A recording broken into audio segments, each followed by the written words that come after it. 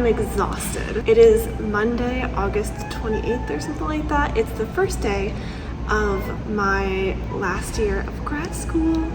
Just finished up my school day. It has been a little hectic and I have not been able to vlog for a variety of reasons. But hello, hi, I'm Katie. I am a graduate student at Parsons School of Design in their fashion studies program, where I am studying the subculture of vintage. We'll just put it at that. I just got out of my thesis preparation class, so I don't really want to talk about it. This semester is going to be a wild semester. I am teaching 2 classes, I'm writing my thesis, I am developing some other projects on the side.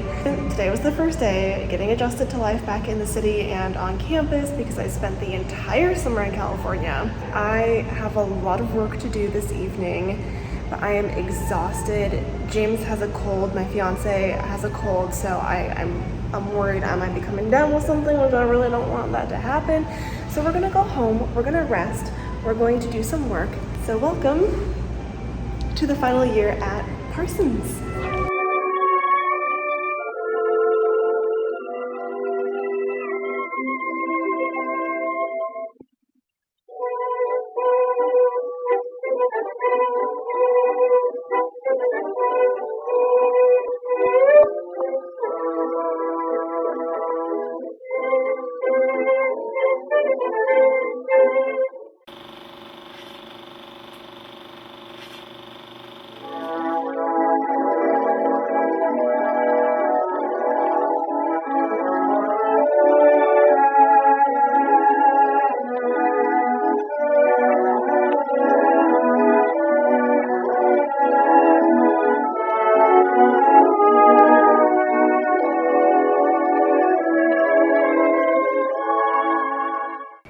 Good morning.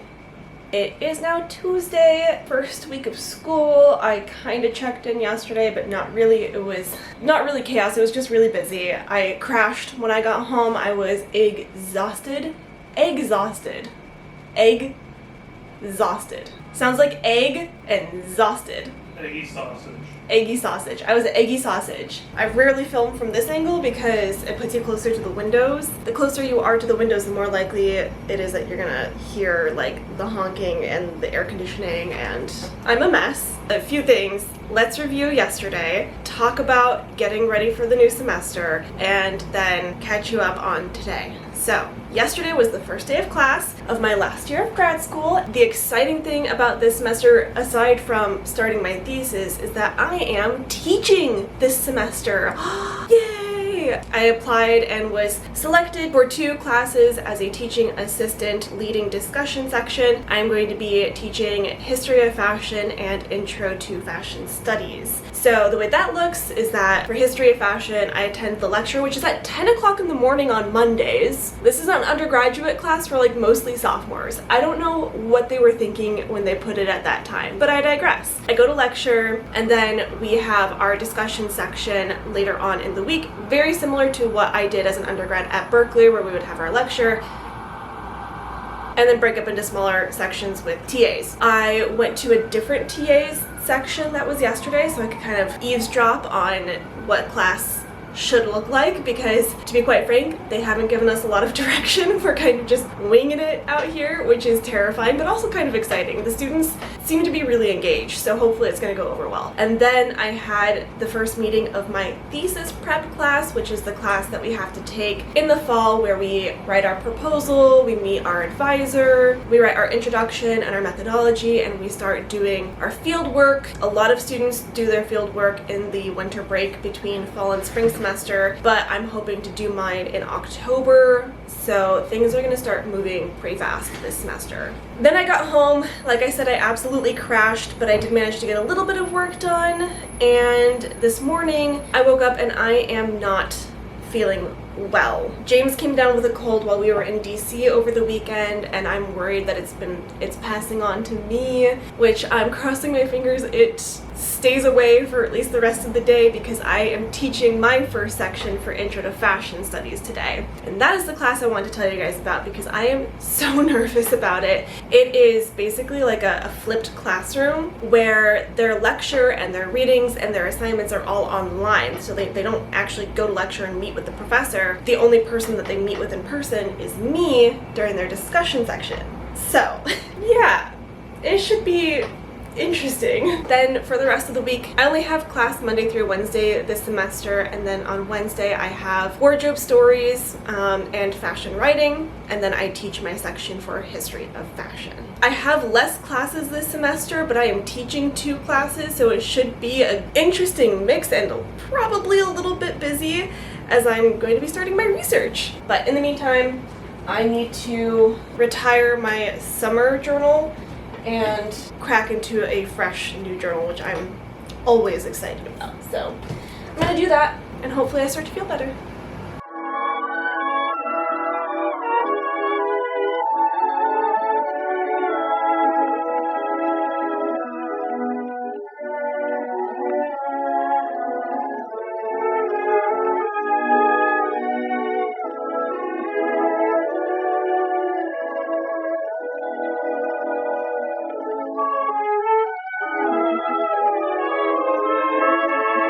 My old notebooks, this one is from my senior year at Berkeley, my first year at Parsons, and the summer in between my first and second year at Parsons. I also have one notebook from like my last-ish year of community college, but it's not this brand, so it doesn't match. I would say that this is like the second most significant time period of my academic journey, because the first most significant is the decision to go to community college. Packing up to head into the city.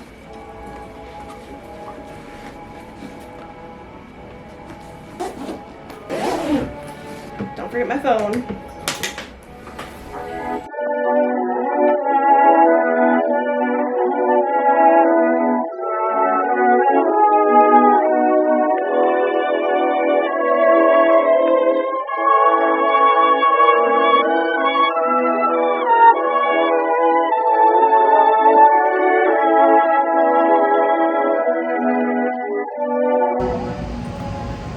I'm gonna sit with those behind me because that looks cool. I'm horrible. I forgot to vlog this morning after I made my way to campus because I was so nervous about teaching. So I am inevitably in a studio room, as I always am, because they're the only classrooms that are ever empty during the day, with an echoey room and a loud air conditioning. I'm sorry. But I have successfully, at least I think, taught my first class. I mean, I survived, they survived.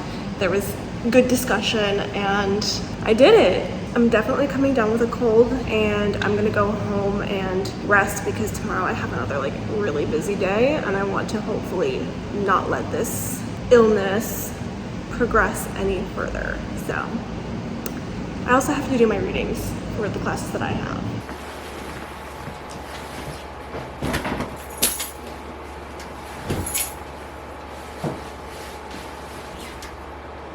I'm tired. I know.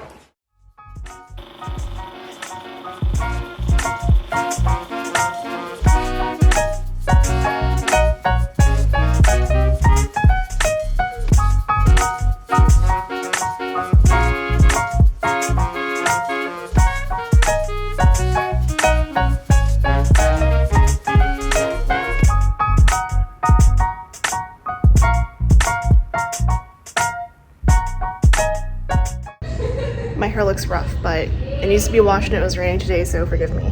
The classroom I went to for my first class has a class in it already, so I'm not entirely sure where I'm supposed to be going.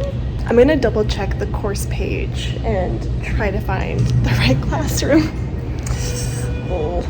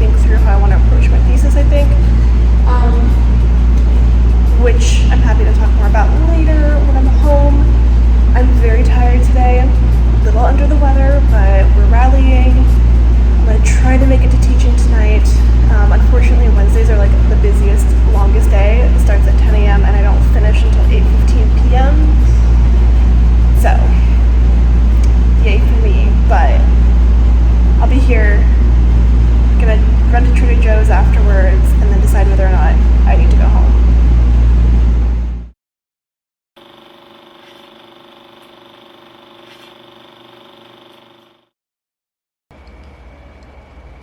Good morning, folks. It is Thursday morning and I am exhausted. I definitely have a cold, so I'm very tired.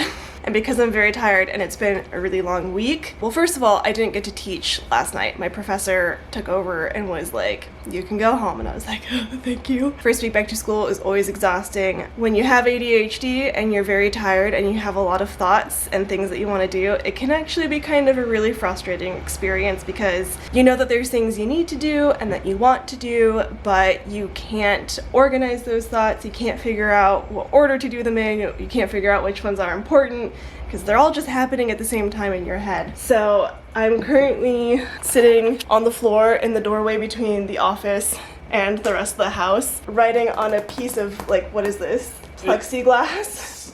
Like plastic? Some sort of nondescript acrylic. Hard plastic, yes. Like that would go in a picture frame that James found in the like garbage room, right?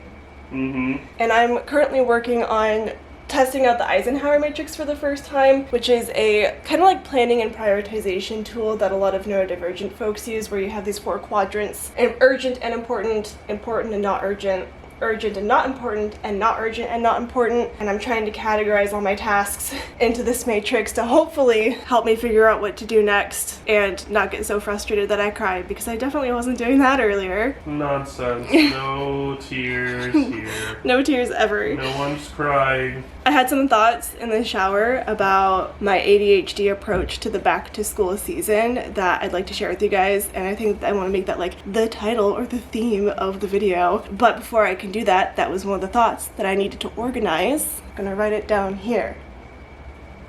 And then I'm also going to spend a little bit of time setting up my thesis diary and thinking about how I want the rhythm of my week to go, because I have 3 days of class and 4 days of no class, but I also need to be doing my reading and my writing and my research and grading and my personal projects and all that kind of stuff. So it's I have a lot of thoughts going on in my head right now, so I'm gonna go back to this to hopefully quiet them down a little bit. You can just barely see some of James's Star Wars miniatures in the corner, which I love.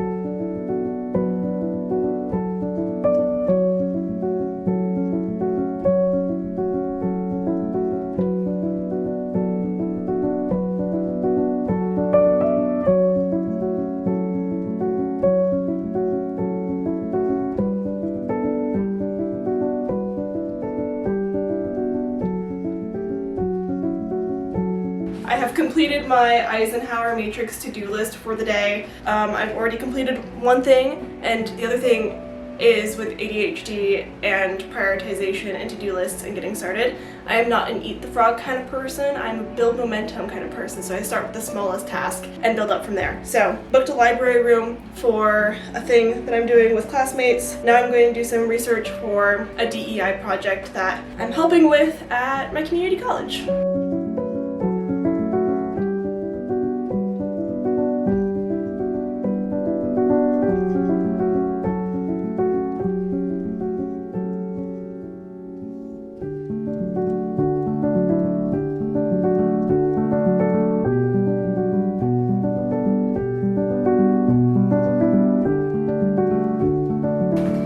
Okay, so my camera battery died and I came down with a cold, and I spent all day yesterday in bed, and now I'm feeling a little bit better and ready to pick up where we left off. I'm feeling a little less pessimistic today, but I still do want to talk about why I'm a little like anti-back to school season from the perspective of a neurodivergent student. I want to preface this with saying that of course it's important to prepare and be prepared for the school year, for the academic year, for really whatever it is that you're going into, but when it comes to like the back to school content that I see on social media and on places like YouTube, I think that it drives a certain kind of perfectionism that can be really, really detrimental to the ADHD student. And here's what I mean by this. In my personal experience, and I'm sure that other people have experienced the same thing, when neurodivergent and especially ADHD people see how other people do things in a way that they simply can't, it turns into this comparison game which develops into like a toxic perfectionism perfectionism that can be really hard to battle. What I mean by this is like seeing a friend or a fellow content creator posting YouTube videos about the back to school season on time and having this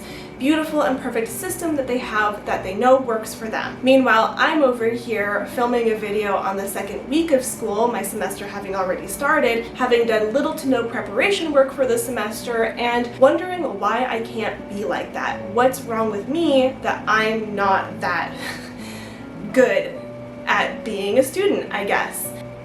And I did used to be like that as a community college student, but my approach to academics and the school year has changed as I've gotten older because I kind of trust myself a little bit better. So now I know that I don't have to stress out and make everything perfect and have all the notebooks and the notions and all that kind of stuff set up before school starts, because I know that I'm going to do it at a time and in a way that will serve me best once I've gotten to the school semester. And also because when you get higher up in education, like in upper division classes and as you move into grad school, your professors don't give you your syllabi before school starts, so you can't really prep for the coming semester until the semester has started and your professors finally give you your syllabi, because most of them were working on the syllabus until like right before class started. But the thing about that approach of doing it when you need to do it and when it serves you rather than preparing in advance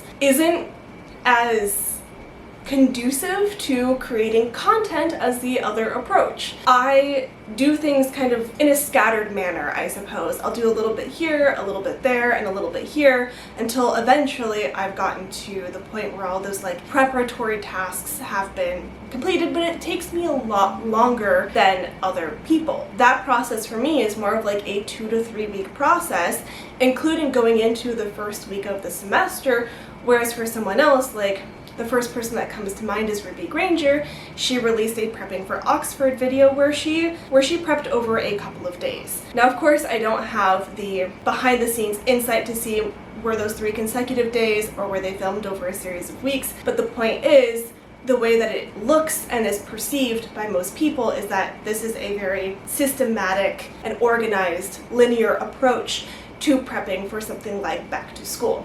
And I simply am not like that. I once was, but it took such a cognitive load for me that school and work were the only things that I did. And that's not where I'm at in life anymore. I went to DC the weekend before school started because I could, because I wanted to have fun. I wanted one last hurrah before the semester started, and I knew that like trying to prep a bunch ahead of time wasn't going to make much of a difference as prepping in the first week because I didn't have my syllabus yet. I didn't know what readings I would need to be doing. You get the point. I also find it really overwhelming as a neurodivergent person to do all of the prep work all at once.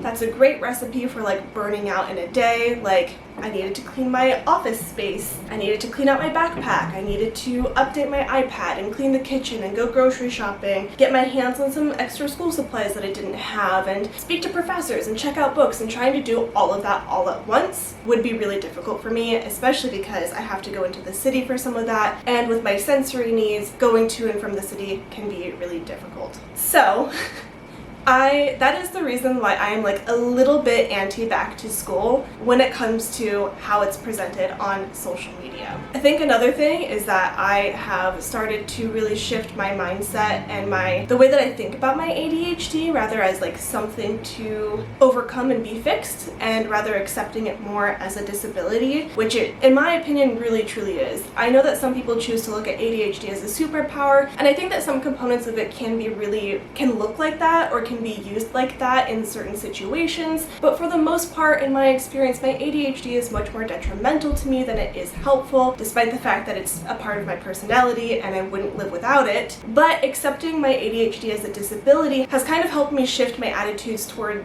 this idea of prep work and linear progression, and me sitting here talking to you is me trying to kind of like not combat that, but offer a different perspective and to make content that is palatable and desirable to see from that different perspective and different approach to life. I'm really trying to lean into the fact that I have ADHD instead of kind of like rejecting it and trying to force myself into being better or being good enough or trying harder, because we know that that does not work with ADHD. So that is the spiel. Thank you for listening to my spiel. Let's move on with the rest of our days. Cheers.